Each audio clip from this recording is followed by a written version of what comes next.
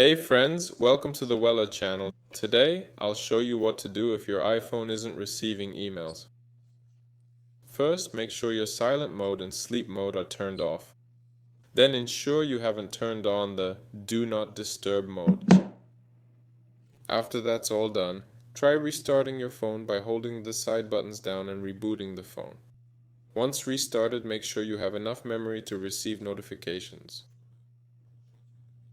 Go to General, Storage, and Memory. As you can see, I have enough, so it's all good. Next, scroll all the way down. Tap on Applications. Let's go there. Go to Search and type in Mail. Open it. Here are the accounts. Yes, make sure you check if you have active accounts. You see, I have inactive ones, so I don't receive emails. Next, here under Notifications, don't forget to turn them on. That can also help.